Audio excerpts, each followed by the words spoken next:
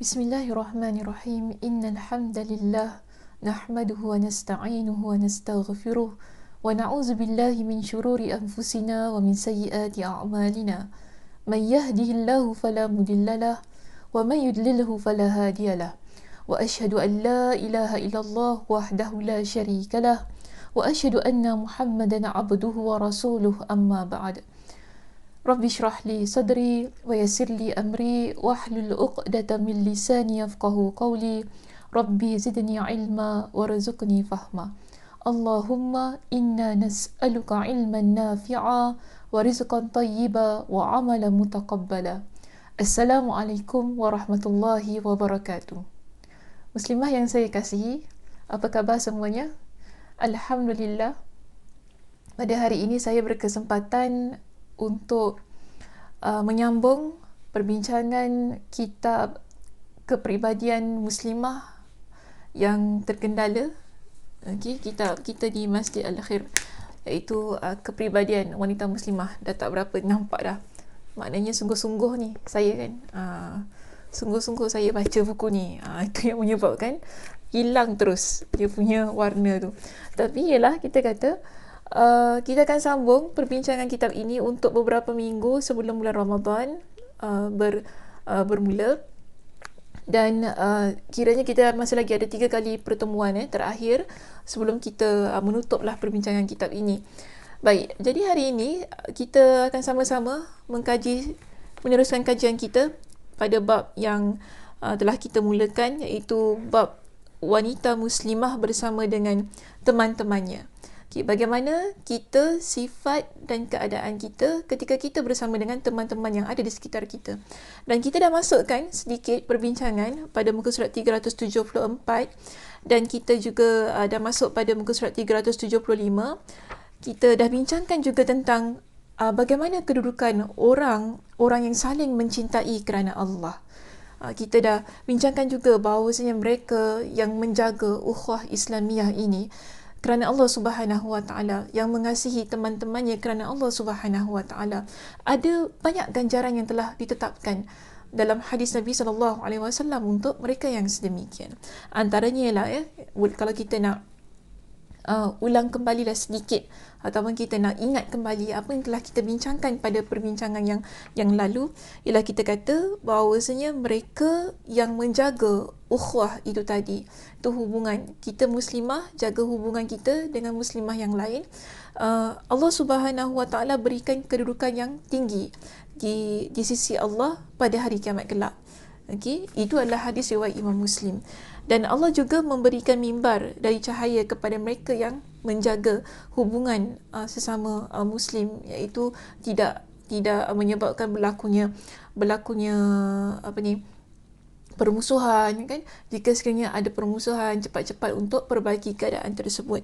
Kemudian kita juga telah bincangkan bahawasanya mereka yang menjaga muslimah yang menjaga hubungan dengan teman-temannya, Allah Subhanahu Wa Taala akan berikan kecintaan kepada mereka. Maknanya bila kita cinta kepada muslimah yang lain tadi kan, kita sayang mereka kerana ukhuwah Islam tu tadi kan, maka Allah Subhanahu Wa Taala juga akan cinta kepada kita. Baik, tapi sebenarnya yang kita nak bincangkan juga ialah pada hari ini kita nak masuk kepada perbahasan kita yang seterusnya. Mengapa menjaga hubungan dengan teman-teman kita ataupun menjaga ikatan persaudaraan dengan teman-teman muslimah kita yang ada di sekitar kita ini merupakan sesuatu yang dituntut dalam agama, kan? Sehingga Allah Subhanahu Wa Taala memberikan kepada kita dengan ganjaran yang sedemikian. Itu Allah berikan mimbar daripada cahaya kan tadi Allah Subhanahu Wa Taala berikan kecintaannya kepada kita juga bila kita menjaga ikatan persahabatan itu tadi. Kenapa sedemikian? Baik, kalau kita rujuk pada muka surat 379 dalam buku ini, kita ada satu subtopik yang bertajuk pengaruh cinta kerana Allah dalam kehidupan. Ada kesannya, ataupun kita panggil ada impact lah ataupun kesan terhadap hubungan ataupun ikatan persahabatan, persaudaraan yang kita bina antara teman-teman kita dan juga sahabat kita tadi. ada kesannya. Kenapa dalam agama kita memerintahkan hal yang sedemikian? Kenapa kita mesti jaga hubungan dengan kawan-kawan sekerja kita? Kenapa kita mesti menjaga hubungan hubungan baik dengan kawan-kawan di sekolah kita dan sebagainya? Kenapa mesti sedemikian? Kenapa agama kita sampai memberikan dengan satu ganjaran yang begitu besar di sisi Allah Subhanahu Wa Taala? Baik, satu yang perlu kita faham, banyak nas yang menunjukkan kepada kita bahawasanya agama Islam kita mengajarkan supaya kita ini tidak saling membenci, tidak saling iri hati, kan? Tidak ada sifat ataupun sikap membiarkan saudara kita yang lain. Sebab itu dalam kitab ini, Dr. Ali Al-Hashimi dalam kitab ini, ketika beliau membawakan isu ini, dia kata begini dalam kitabnya, bahawasanya Islam datang untuk membangun sebuah masyarakat yang contoh ataupun masyarakat contoh yang dibangun di atas pondasi cinta. Maksud di atas base ni maknanya kita ni kalau nak buat satu bangunan, dia mesti ada ni lah, ada yang bawah tu kan, yang kita panggil dia lah, yang bawah tu saya tak tahu macam mana, kita panggil dia sebagai asas cinta. Bila kita nak bangunkan ukhuwah ataupun persahabatan tadi, dia dibangun di atas persahabatan yang mana asasnya adalah cinta, kasih sayang. Dan persaudaraan kita dengan saudara kita yang ada di sekitar ni kan, sesama Muslim, dia terbina di atas cinta dan kasih sayang. Ini yang agama kita inginkan. Jadi bila kita berusaha untuk menjaga kecintaan, kasih sayang itu tadi, inilah sebenarnya dipanggil sebagai masyarakat Muslim ataupun komuniti Muslim yang sebenar menurut kepada Al-Quran dan hadis Nabi SAW. Okey, jadi sebab itu di sini ada sebuah riwayat yang Nabi SAW sebutkan. Hadis ini diriwayatkan oleh Imam Muslim, yang mana Nabi nyatakan, la tadkhulunal jannah. Okey, kalian tidak akan masuk syurga hatta tu'minu, sehingga kalian menjadi orang yang beriman. Wala tu'minu, dan kalian tidak dipanggil sebagai orang yang beriman hatta tahabbu, sehinggalah kalian menjadi orang yang saling berkasih sayang. Dan Nabi SAW bertanya kepada para sahabat, awala adullukum ala syai'in idza fa'altumuhu tahabbtum? Nabi tanya, adakah kalian ingin aku tunjukkan kepada satu perkara yang mana jika sekiranya kalian lakukan, kalian akan jadi orang yang saling berkasih sayang? Maka di sini Nabi kata, afshus salama bainakum. Bila kita nak sentiasa berada pada keadaan yang saling kasih mengasihi, saling cinta mencintai antara sesama saudara Muslim kita, ada satu key dia ataupun kekuatannya, iaitu menyebarkan salam. Jadi kalau kita dengan saudara kita Muslim tadi kan, yang sesama Muslimah ini, bila kita tidak menjaga hubungan itu tadi, maka dia akan terus menyebabkan hilang ikatan persaudaraan. So ini yang tidak dimahukan dalam agama kita. Sebab apa? Bila Nabi SAW memberikan contoh kepada kita tentang orang yang saling perumpamaan Muslim yang saling kasih mengasihi dalam sebuah hadis yang diriwayatkan oleh Imam Muslim, Nabi SAW berpesan kepada kita. Nabi kata begini, mathalul mu'minina fi tawaddihim wa tarahumihim wa ta'atufihim. Perumpamaan orang mukmin dari sudut mencintai, kasih sayang, kan, menyayangi, itu semua ketiga-tiga tadi, mathalul jasadi. Nabi kata umpama satu jasad. Idhashtaka minhu, kalau sekiranya salah satu anggota badannya sakit, maka keseluruhan badannya akan juga sakit. Ini perumpamaan yang Nabi SAW berikan. Dan kita begitulah seharusnya ketika kita ingin menjaga hubungan sesama Muslimah, maknanya ikatan persaudaraan itu tadi. Kalau sekiranya kawan kita susah, kita perlu turut rasa kesusahan itu tadi, kan? Kalau kawan kita sakit, kita turut rasa kesakitan yang dirasai oleh dia. Inilah yang menyebabkan ikatan persaudaraan ataupun persahabatan, ikatan yang kita panggil sebagai kawan, kan, dia akan jadi kuat. kerana dia bukan hanya terikat dari sudut dari sudut luaran, tetapi kalau yang dinamakan sebagai ukhwah dalam agama kita, ia adalah sesuatu yang terikat zahir dan batin. Apa maksud terikat zahir dan batin? Ialah dia bukan hanya setakat kita jumpa berdepan, kita duduk dengan kawan-kawan kita, kan, kita makan bersama dengan dia, tetapi dia melibatkan rasa. Rasa ni maksudnya ialah kalau kawan kita sedih, kita turut rasa sedih. Dia bukan hanya setakat untuk hal-hal yang menggembirakan sahaja. Okay? Kalau kawan kita dia ada kesusahan, kita turut rasa kesusahan itu tadi. Ini yang saya katakan zahir dan batin. Maknanya ada ikatan tersebut. Jiwa, perasaan. Dan dalam hubungan persahabatan ataupun hubungan persaudaraan antara kita dengan kawan muslimah kita, dia bukan hanya dari sudut material. Kena ingat tu ya. Bukan hanya setakat kita pergi berjalan dengan dia, pergi shopping dengan dia, bukan itu. Tapi bagaimana rasa ihsan kita, rasa kasih sayang kita yang ada dalam hati itu tadi, dia terrealisasi. So ini yang perlu kita pelajari. Maknanya di sini bagaimana kita ingin merealisasikan sebuah ikatan persaudaraan agar ia benar-benar terbina sebagaimana yang Nabi SAW sebutkan tadi, iaitu kalbunyan yashuddu ba'duhu ba'dan. Sebagaimana bangunan yang saling menguatkan antara satu dan yang lain. Jadi bagaimana kita nak membina sebuah ikatan persaudaraan sekuat bangunan tersebut. So ini yang kita akan masuk kepada muka surat yang ke-381. Okey, betul. Okay. Muka surat 381. Ada beberapa ciri ataupun beberapa sikap dan sifatlah karakter yang perlu kita pelajari untuk kita menjadi sebagaimana bangunan yang saling kuat menguatkan. Dan saya tidak akan pergi kepada keseluruhannya lah kan. Maksud saya tidak akan baca setiap satu daripada awal hingga akhir sebagaimana kita dalam kuliah. Kalau dalam kuliah memanglah kita akan baca kan setiap baris demi baris supaya kita dapat memahami dan kemudian kita bincangkan. Tapi di sini saya cuma ingin mengambil kesimpulan daripada poin-poin yang diberikan. Dan insya-Allah pada hari ini kita akan simpulkan mungkin 2 ataupun 3 ciri-ciri ataupun apa yang perlu kita lakukan untuk membina sebuah ikatan persaudaraan sebagaimana bangunan yang Nabi SAW maksudkan tu tadi.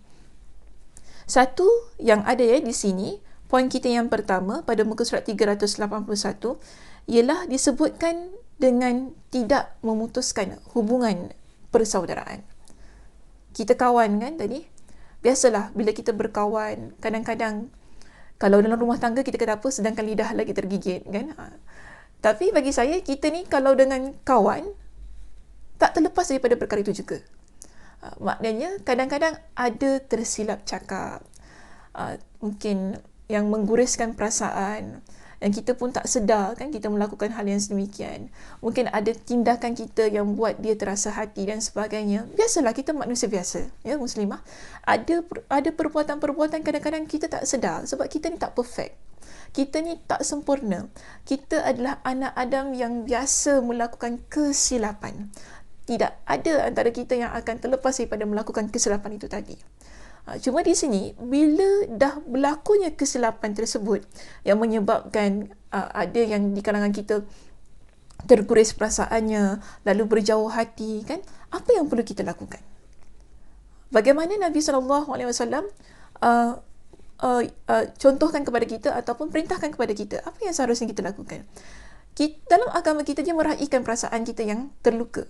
Meraihkan, amat meraihkan. Kita tak kata kalau ada orang buat salah dengan kita, kalau kita terguris ke apa, bergaduh ke apa kan, terus kalau ada orang memanglah dia boleh terus baik, terus tak ada rasa apa-apa kan.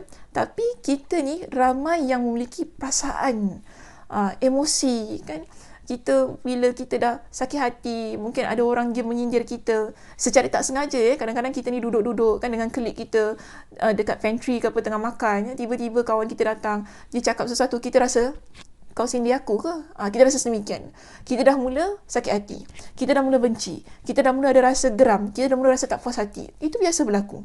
Okey, dalam keadaan kita bersaudara tadilah, berteman dan sebagainya. Sama juga kan kalau kita di kalangan pelajar, di kalangan pelajar, mungkin ketika kita buat assignment, tugasan kan, kita dengan kawan-kawan kita, ada perkara-perkara yang menyebabkan salah seorang antara kita yang terguris perasaannya. Mungkin kerana kata-kata kita ataupun kata-kata dia yang buat kita rasa berjauh hati. Itu tidak boleh kita elakkan.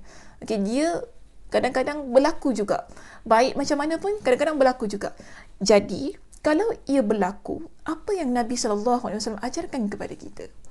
Di sini Nabi kata, kalau kita ni memanglah kan dah bergaduh, ada berlaku perselisihan faham tu tadi, Nabi pesan kepada kita, jangan kita biarkan perkara itu berlaku lebih daripada 3 hari. Okey? Jangan biarkan ia berterusan lebih daripada 3 hari. Yelah, kalau mungkin kita rasa memang geram ke, terasa ke bukan tadi. Kalau kita nak simpan ke apa perasaan tu tadi, 3 hari je lah. Jangan lebih daripada itu. Sebab begini ya, dalam sebuah hadis yang diriwayatkan oleh Imam Muslim, disebutkan bahawasanya Nabi pesan kepada kita, la yahillu li muslimin, tidak dibolehkan kepada seorang muslim ayyahjura akhahu, untuk dia mendiamkan ataupun dia membiarkan saudaranya fauqa thalathin, lebih daripada 3 hari. Tidak dibenarkan. Yang mana kemudian dalam masa keadaan itu tadi kan, kedua-duanya saling bertemu. Yaltaqiyani fayasuddu hadha. Saling bertemu tapi berpaling wajah. Yelah, orang kalau dah gaduh, takkan kita nak duduk depan dia kan, nak berbual je, hello, how are you dan sebagainya. Kita kata, oi, bayang dia pun aku tak nak nampak. Selalu macam itu kan, bila kita dah bergaduh dengan kawan kita ataupun kita dah rasa terguris dengan teman kita yang ada di sekitar kita. Tapi Nabi pesan, yang terbaik antara dua orang yang berselisih faham tu tadi ialah yang terlebih dahulu memulakan salam. Nabi kata, wa khairuhum alladhi yabda'u bisalam. Yang terbaik antara keduanya ialah yang mana memulakan salam terlebih dahulu. Jadi ini yang perlu kita lakukan. Kerana apa? Demi menjaga ikatan persaudaraan sesama Muslim yang ada antara kita. Supaya ia tidak terputus, supaya ia tidak menjadi sesuatu yang merugikan kepada diri kita dunia dan akhirat.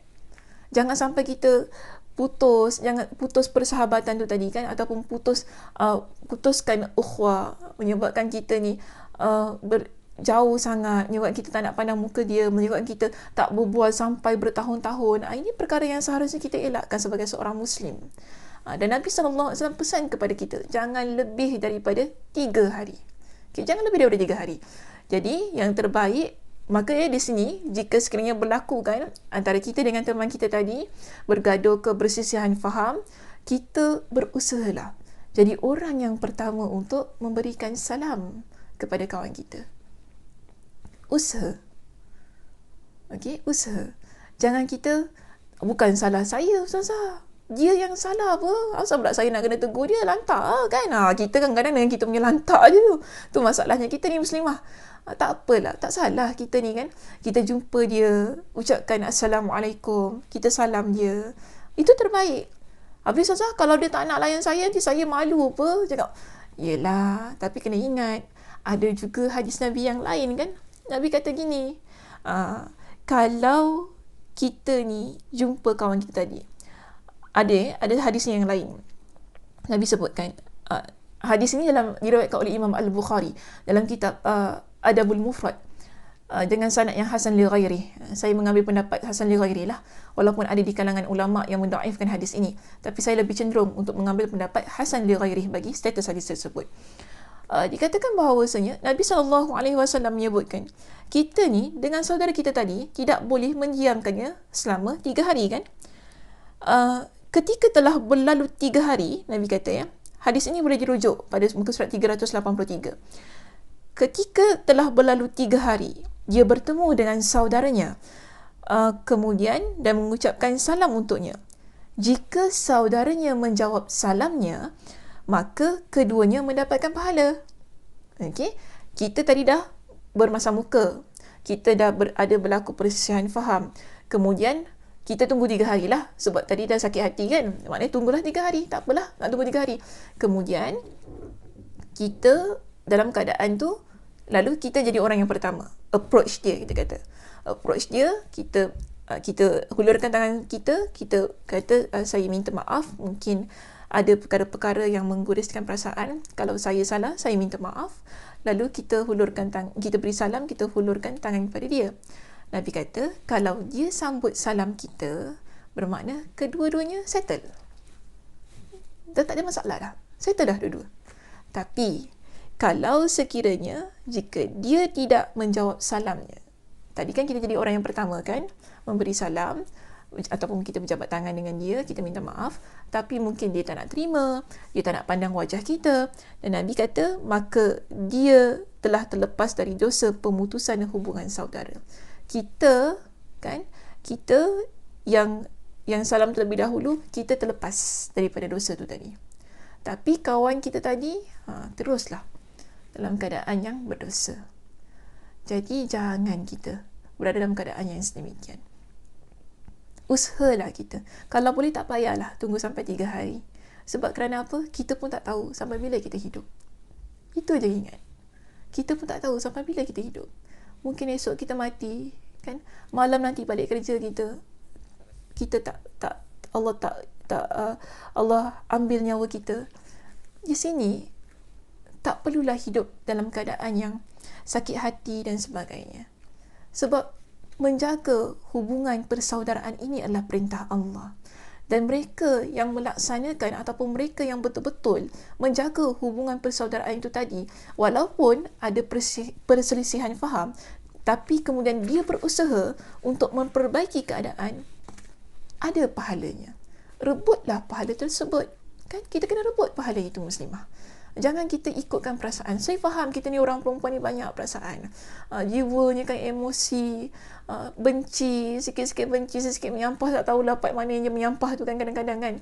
Kadang-kadang orang cakap sikit dia terasa, kalau dalam bahasa sekarang kata #sentap kan. Padahal kita tak cakap pun pasal dia, tapi dia yang sentap, yang terasa sikit-sikit nak tekan minyak. Itu masalah kita orang perempuan ni. Relax lah kan kita. Tenang-tenang. Cuba tenang-tenang. Mungkin dia tak cakap pasal kita. Fikir sesuatu dari sudut yang positif. Kalaupun kita memang terguris perasaannya, tenanglah. Sebab apa Nabi pesan kepada kita? Maksudnya, tenang tu ialah jangan sampai kita ni putuskan persaudaraan kita dengan dia, yang mana kita kata, aku tak nak kawan lagi dengan dia, dunia akhirat dah aku tak mahu dia sahabat. Jangan sampai begitu sekali. Kita bawa benda yang kecil sampai kita besar-besarkan, sampai kita bawa ke akhirat. Jangan sampai begitu. Ini bukan yang diajarkan oleh agama kita, muslimah. Sebab apa? Nabi SAW larang perkara itu. Nabi kata gini, la taqata'u. Nabi pesan kepada kita, la taqata'u wa la tadabaru wa la tabaghadu. Jangan kalian saling memutuskan hubungan antara satu dan yang lain. Kita ni alhamdulillah kita ada nikmat ukhuwah dalam agama. Nikmat ukhuwah yang mana Allah Subhanahu Wa Taala pesan kepada kita, suruh kita jaga. Dan Nabi SAW dalam banyak hadis Nabi menekankan bahawa sesiapa yang jaga, Allah berikan kelebihan-kelebihan, antaranya lah kecintaan Allah Subhanahu Wa Taala pada diri kita. Tetapi jika kita mengabaikan hal ini, kita yang rugi. Sebab itu Nabi pesan, la taqata'u. Jangan kalian memutuskan persaudaraan. Jangan saling memutuskan kita tadi. Wala tadabaru, jangan saling kita membiarkan. Wala tabaghadu, jangan kita saling membenci. Wala tahasadu, jangan kita jadi orang yang saling berdengki antara satu dan yang lain. Dan Nabi SAW pesan kepada kita, wa kunu ikhwanan, dan jadilah kalian saling bersaudara. Kama amarakumullah, sebagaimana yang diperintahkan oleh Allah Subhanahu Wa Taala. Hadisnya dalam riwayat Imam Muslim. So kita ni jaga hubungan tu tadi baik-baik. Walaupun kan ada perkara-perkara yang kita tak dapat elakkan, yang menyebabkan berlaku perselisihan faham, kita terguris perasaan dan sebagainya, sudahlah. Sebab itu bila kita nak masuk kepada poin kita yang kedua dalam perbincangan kita pada hari ini, kalau kita rujuk pada muka surat 387, Dr. Ali Al-Hashimi dia letakkan di sini satu subtopik, kata apa? Toleransi dan memaafkan. Tolak ansur. Kita dengan teman kita tadi, letakkan sifat saling bertolak ansur antara satu dan yang lain. Kalau dia tak boleh, tak apalah, kita buat. Kalau dia ada masalah, tak apa, kita dahulukan diri kita, tak ada masalah. So di situ ialah kita ni jangan berkira sangat lah. Jangan berkira sangat dalam hal-hal nak menjaga hubungan tu tadi. Kalau kita katalah, alah dia tak tengok saya pun, Zazah, muka dia masam ke apa, tak apalah, kita senyum dengan dia, tak salah kan. Kalau muka dia masam, kita senyum dengan dia. Kalau dia sombong, kita tak berarti kita kena sombong dengan dia. Ini bermakna ada toleransi antara kita dengan dia. Siapa tahu, mungkin lah kan, kadang-kadang orang ni dia memang muka dia bengis, tapi dalam hati dia ada taman. Itu masalahnya. Kita ni kadang-kadang melihat seseorang daripada luaran dia, kita pun kata, tapi kan Ustazah, manis muka kan tu dalam ajaran kita, dalam ajaran agama kita. Betul lah. Tapi kadang-kadang ada orang dia begitu, wajah dia tak smiley macam wajah saya kan, yang mudah senyum, mudah ketawa dan sebagainya. Ada orang susah nak senyum pun susah. Kerana apa? Bagi dia ni nak friendly, dia nak ada satu istilah mesra itu hanya kepada orang yang dia kenal. Mungkin dia bersifat berjaga-jaga kan di situ kan, justru wajahnya macam itulah, garang, bengis dan sebagainya kan. Tapi mungkin bila kita yang bertolak ansur dalam hal ini, kita yang memulakannya terlebih dahulu, siapa tahu, insya-Allah itu yang saya kata, dalam hatinya ada taman. Bila dia mula kenal kita, dia mula selesa dengan kita, maka barulah kan ada kebaikan-kebaikan yang dapat kita raih dalam hubungan persaudaraan itu tadi. Maknanya barulah timbulnya rasa kasih sayang. Tapi dia mesti dimulakan lah. Tak boleh kita tengok dia tengok kita, dia tak start, kita pun tak start. Itu jadi masalah juga kan. So di sini, bila dalam agama kita mengajarkan tentang toleransi itu tadi, saling bertolak ansur, dan ada satu perkara jangan lupa, iaitu saling memaafkan antara satu dan yang lain. Ini berkaitan dengan poin kita yang pertama. Dah tadi gaduh-gaduh kan, masam muka, kemudian sakit hati, jiwa sentap dan sebagainya. Sudahlah, belajar untuk jadi orang yang memaafkan.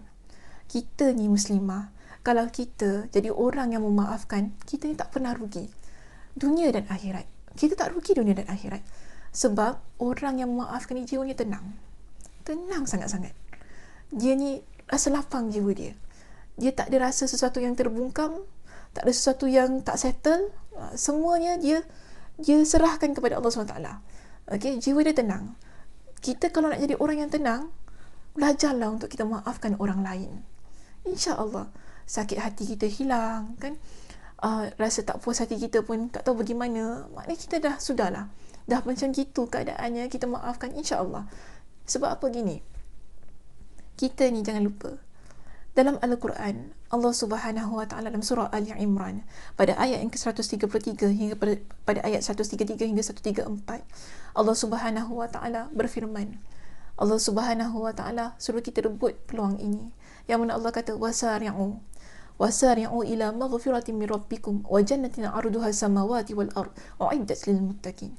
Allah kata, kejarlah, bersegeralah kepada keampunan Tuhan kalian. Ila maghfirati min rabbikum wa jannatin, dan juga syurga yang mananya arduhas samawati wal ard, yang dibentangkan seluas langit dan bumi. Allah sediakan semua itu untuk orang yang bertakwa. Siapa? Pada ayat 134 dalam surah Ali Imran, Allah kata, allazina yunfiquna fis sarai wad dharra, mereka yang menginfakkan hartanya pada jalan Allah ketika mereka dalam keadaan yang senang dan juga dalam keadaan yang susah. Ada lagi dua orang ni yang Allah sebutkan, yang Allah sediakan syurga yang terbentang luas itu tadi, iaitu Allah kata, wal kazimina al ghaiza wal afina 'anil nas, orang yang menahan rasa marahnya. Ini juga boleh kita masukkan dalam keadaan orang yang sering bertolak ansur. Dia ni nak marah tadi keadaan kan, tapi tak apalah, dia beralah. Dia beralah dan dia tahan rasa marah dia. Dia biarkan saja. Kenapa? Dia nak jadi orang yang al-kazimin al-ghayzah, orang yang menahan rasa marahnya. Kemudian wal afina, Wal'afina linnas, tak saya ayat sedemikian. Wal'afina linnas, iaitu orang yang memaafkan kesalahan orang lain. So di sini kita lihat ya, Allah berikan kepada kita dengan ganjaran syurga kalau kita ada rasa toleransi itu tadi kan, iaitu kita menahan rasa marah kita. Mungkin ada satu situasi yang teman kita buat yang kita rasa geram sangat-sangat, yang kita rasa mungkinlah kita tak boleh terima, yang kita rasa nak marah kan, yang kita rasa dia punya rasa marah tu sampai dah naik ke atas kepala kita. Mungkin kita rasa sedemikian kan, tapi kita tahan rasa marah kita. Itu bagus sebenarnya. Kerana apa? Bila kita tahan rasa marah kita, lidah kita dan tangan kita juga akan terjaga. Sebab begini ya, kalau kita lepaskan rasa kemarahan, mungkin kita akan mengucapkan perkataan-perkataan yang tidak baik kepada teman kita.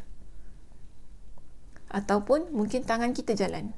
Tangan kita jalan maknanya mungkin kita akan ambil barang kita kan. Kita akan ambil barang kita. Saya ambil saya punya ni pula. Kita akan ambil barang kita tadi, kita akan lempar kepada dia.